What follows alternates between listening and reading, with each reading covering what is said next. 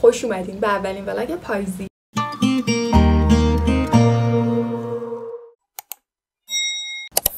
سلام خوش اومدین. پاییز شده و من انرژیم رفته روی مثبت 1000. در نتیجه چیکار کردم؟ امروز جمعه است. پای سیب خوشمزه درست کردم. یعنی من عاشق پای سیبم، انقدر دوست دارم. یه چیز بگم، لبای من انقدر بزرگ شده، یه ترفندی توی اینستاگرام اومده، فکر کنم از تیک تاک اومده، اینجوری یه مدلی خط لب میزنن و بعدش روش میزنن که لبا اینجوری حالت لبای باربی میگن، چی میگن، مثلا خیلی قلم نمیشه، اونجوری میکنه. برای همین اگر که خیلی احساس میکنین برای اون داستانه. ببین مزه بهشت میخوای بدونی چه مزه‌ایه؟ این مزه است با قهوه، وای فوق‌العاده است، خیلی خوش. من هر دفعه درست میکنم خودم سورپرایز میشم از این حجم از خوشمزگی. پای آلبالو هم میتونم درست کنم، اتفاقا آلبالو داریم، مامانم فریز کرده از تابستون، دفعه بعدی احتمالاً اون رو درست کنم. و اینکه بله، سحر کیک پزی دوست داره، شیرینی پزی دوست داره. یه فکتی راجع به فکت نه، یعنی چیزی که راجع من نمیدونین اینه که من تقریبا از 2.5 سال 3 سال پیش تا 5-6 ماه پیش، تا قبل از عید امسال، پیج کیک پزی داشتم به اسم سحر کیک هاوس. سفارش خوبی هم میگرفتم، کیک های تولد و شیرینی و انواع کوکی و پای و دسر و خیلی درست میکردم. الانم تک و توک انجام میدم، منتها از وقتی که کلاسای زبانم خیلی بیشتر شده دیگه کمتر وقت میکنم و دیگه مثلا فعالیتم تو پیج اونقدر نیستش. خیلی هم بهم میگن که مثلا چرا ول کردی و اینا، ولی خب واقعا تایممو خیلی میگیره.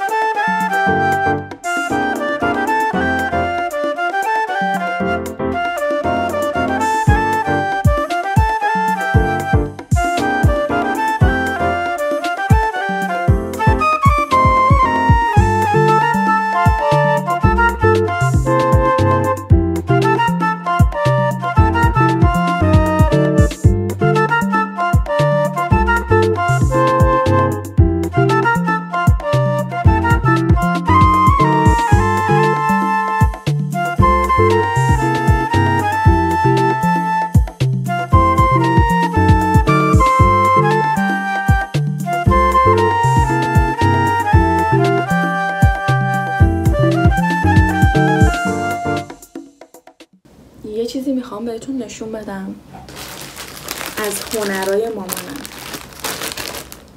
اینا چی هن؟ اینا خب مامان من تو کار اکسسوری موه، یعنی اکثر کش و نمیدونم کلیپس و هدبند و توربان و هر چیزی که مربوط به مو باشه مامانم انجام میده. دیگه گفتم حیفه کردم یه ذره از این قشنگی ها رو به شما نشون ندم. نگاه کن آخه چقدر خوشگله این. بذارم شما هم ببینین.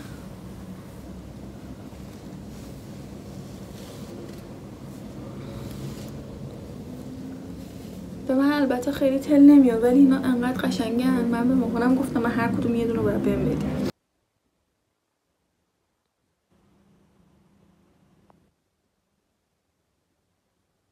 من خودم عاشق اینم، خیلی خوشگله. مثلا که بهم بیاد دیگه تا آخر ویدیو بذارم یکی اینا سرم بمونه. خدا آخه نگاش کن، خیلی عصبت. اینا رو هوا میره اصلا. مثلا چجوری بهتون بگم، چی میگن به این سری کارتون که نمیگم، مثلا نمیدونم جینی، یعنی همه رو با هم ورمدن میبرن انقدر مثلا طرفدار داره و خوشدوخت و نازن. بذار همین سرم بمونه اصلا تا آخرش. اینم قشنگ آخه، وای خدایا. این از اینم از این. خلاصه انقدر این هفته شلوغیه. من پسرم هم داره از آلمان میاد، خدای دخترم همون که قرار بود بریم مرتب کنیم داره اساس کشی میکنه و اساسای جدید میخره رو اونو بعد احتمالاً امشب بریم با هم دیگه تمیز کنیم. مهمونیامون شروع میشه وقتی که مثلا یکی میاد از اونور. ما تقریبا نزدیک 20 تا دخترم پسرم، من 6 تا عمه دارم. بعد اکثرا هم اونورن، مثلا دخترم پسرم ها هر کدوم یه جای دنیا. اینا که مثلا هر چند ماه بار میان هر کدوم به ترتیب، دوره های ما دیگه شروع میشه. این مهمونی بگی، اون مهمونی بگی، این میگه نه من زودتر میخوام. با هم رقابت مهمونی سالم داریم. همه دوست دارن دیگه. مثلا یکی میاد به بهانه اون دوره هم جمع میشیم و دیگه ما دقیقاً هفته دیگه پنجشنبه مامانم میخواد دعوت کنه. کلی اونور کار دارم، کلی کلاسامو دارم. بعد اون دوتا شورت قبلی که من گذاشتم توی یوتیوب راجع به مثلا هفته اول مهر و روز من به عنوان تیچر چطوری میگذره و اینا، ببین انقدر بعضیاتون کامنت های بانمک گذاشته بودین. من چند تاشو اینجا نوشتم بیارم با هم بخونیم. اولا دوتا سوال ازم پرسیده بودین که خودت چجوری وارد این حوزه شدی و درآمد معلمی زبان و اینا تو آموزشگاه چقدره. یه بار من توضیح دادم. من خودم درسم که تموم شد میخواستم اپلای کنم برای مثلا کشورهای مختلف. لازم بود که قبلش زبان بخونم. خب زبانم تا حد خوبی اوکی بود، ولی خب وقتی که بخوای آیلتس تافل بگیری اون داستانش فرق میکنه. با یه استاد آیلتس من کانکت شدم. ایشون البته تهران نبودن، با هم دیگه به صورت اسکایپی چند ماه پیش رفتیم آیلتس که دادم. خیلی اتفاقی متوجه شدم که دوست یکی از دوستام میخواد بره آموزشگاه و مثلا تیچر زبان بشه و گفتم خب منم که آیلتس دارم، حالا تو وقتی اپلای کنم و پذیرش بگیرم و این داستانا وقت دارم برای اینکه زبانم یادم نره، منم برم مثلا ببینم چه جوریه. رفتم خیلی اتفاقی تو سایت آموزشگاه ایران مهر فرم پر کردم، نمره آیلتس هم نوشتم و اینا. برای کسایی که مدرک زبان دارن، حالا یا رشته دانشگاهیشونه یا آیلتس و تافل و اینا دارن یا زبانشون اصلا خوبه، البته نه برای کسایی که مدرک دارن یه فرم جدایی باید پر کنن که برای اونا دیگه کلاس اولیه و یه سری مثلا آزمونای اولیه نمیذارن. شما مستقیم میتونید کلاسای TTC رو شرکت کنید. ولی برای کسایی که فقط صرفا زبانشون خوبه و دوست دارن تدریس رو شروع کنن، از اونها اولی آزمون ورودی میگیرن و یه سری مثلا که کلاسای مقدماتی براشون میذارن، بعد میرن سراغ TTC که من جزو گروه اول بودم. دوره TTC آموزشگاه ایران مهر رو ثبت نام کردم، پولیه و هر آموزشگاه TTC مخصوص خودشون میذاره، برای همدیگه رو قبول ندارن و بیشترم به این دلیل که خب پول بگیرن.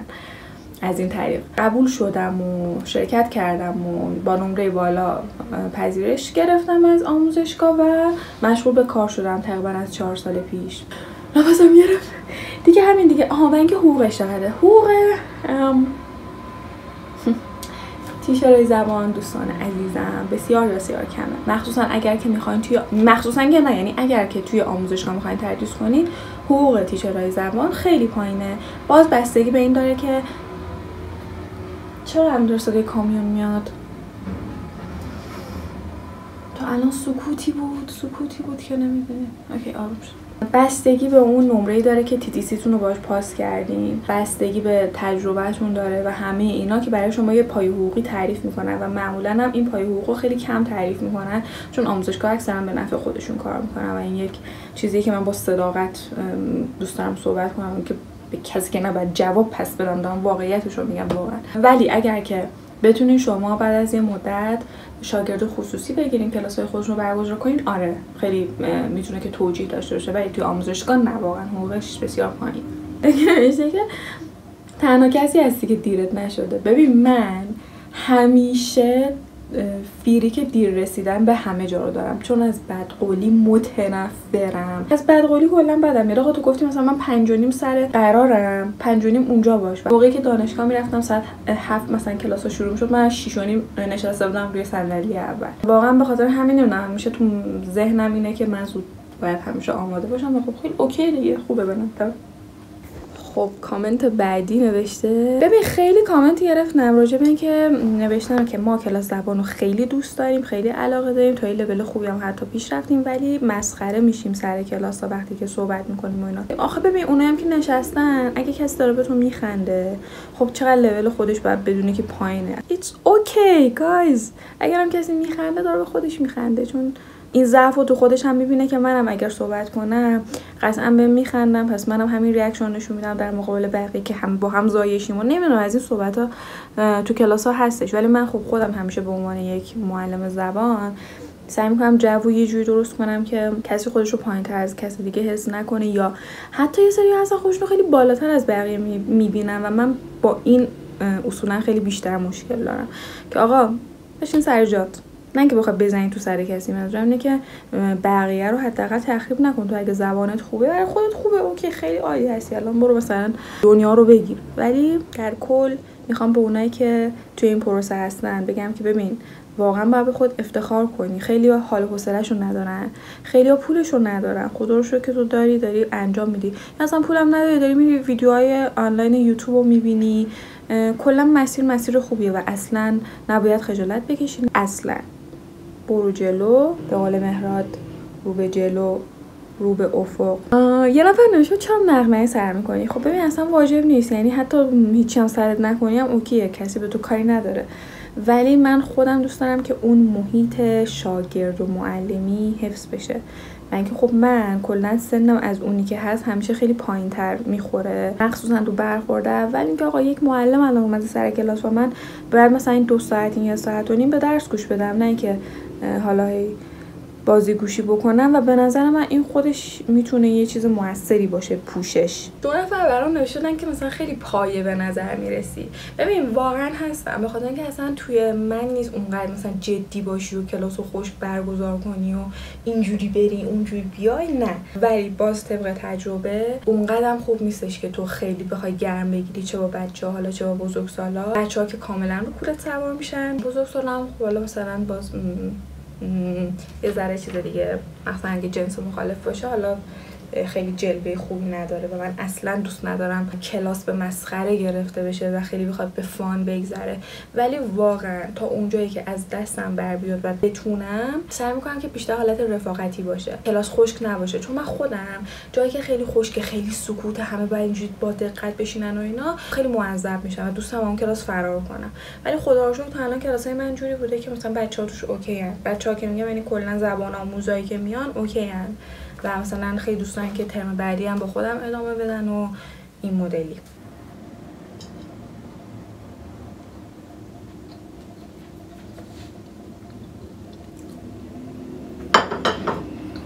یکی دیگه نوشته اول نباید مسواک میزدی بعد آرایش میگه.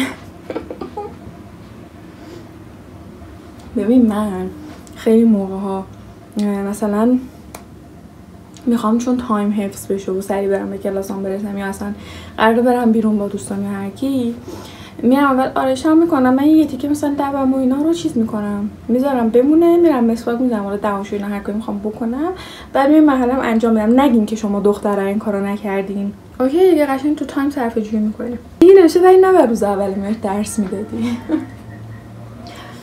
آخه میدونی جف چجوری بود؟ اولا که آموزشگاه اینجوریه که برای شما تایم بندی می‌کنه، یعنی رأس این تاریخ شروع میشه کلاس، رأس این تاریخ تموم میشه. نه میتونی عقب‌تر تموم کنی نه جلوتر، به خاطر اینکه مخصوصا برای بچه‌ها که مثلا پدر و مادرشون ثبت نامشون میکنن قشنگ میان خیلی پیگیر وای میسن که مثلا چی شد کلاس بچه‌م، مثلا دیر شروع نشه زود تموم نشه و تو نمیتونی که مثلا روز اول درس ندی. ولی اومدن و دیگه درس هم دادیم و بازی هم کردیم و فان هم داشتیم سر کلاس و امتحانم گرفتیم و از امتحان فاینال چند تا کلاس افتاده بود اول مهر تا 2-3 هفته آینده انقدر من قرار جاهای مختلف برم و کارهای مختلف بکنم. میگم مثلا دخترم و پسرم هم که میان دیگه، ما اصلا کلا برنامه‌مون فول از این ور به اون ور و اینا. الان مثلا بعد دوشنبه هفته دیگه بلیت کنسرت عرفان طهماسبی رو گرفتیم. من فکر کنم بعد 10 سال دارم میرم کنسرت. اینقدر طولانی، اشکی شد چشم از ذوق. و دیگه هر شب بیرون و کافه و مافیا و تو ذهنم از این ولاگای چالشی باحال درست کنیم. فکر کنم که خیلی بانمک بشه، برای اینکه یه سری ما بمب خنده داریم. حالا امیدوارم بیان تو ولاگ باشون آشنا بشین.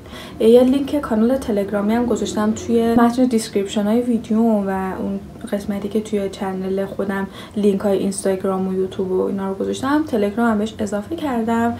اونجا مثلا حالا آهنگایی که دوست دارم، اطلاع رسانی که قرار بکنم اونجا انجام میدم و یه راه ارتباطی میشه بین ما. اگر که سوالی باز راجع به زبان و این موضوعات داشتین اونجا ازم بپرسین و اونجا هم حتما چک میکنم، سعی میکنم که جواب بدم. بوس بدون. Dinner parties and a cotton candy dress, cream puff pastries and the game of chess, soft composure, calm like lilies on the pond, a hunt for closure and an iron bond. It's delicate when it needs to be, it's a relic of her history, it's a butter knife with a dagger's blade, a sophisticated masquerade. It's long nights with bow ties, it's scheming behind those eyes, it's a ribbon wrapped Trojan horse. It's so girl home. بغل در دیگه. آره هر جا خود دوست داری. تو ولاگ تو بگی. تو من جا بده. وایسا همونجا عالیه. الان میدونی وسط دیوار رو آخه پیدا کن.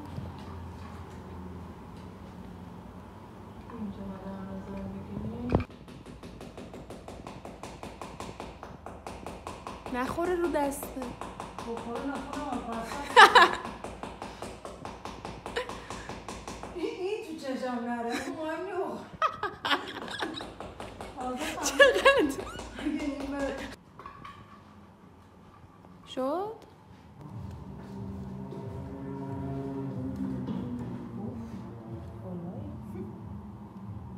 امشب فعلا دان دیگه تمام شد کارای دان. چه قیافه کوزتیه من که بدتر نیست. من همون اومدم اینجا. باز خوبه تو یه حموم رفتی. من چقدر کثیفم. عزیزم تو همیشه تمیزی. خیلی مخصوصا امروز انقدر خاک رومه. بتکونیمه میتونیم قشنگ. آره خودمو بتکونم از این باخچه از اون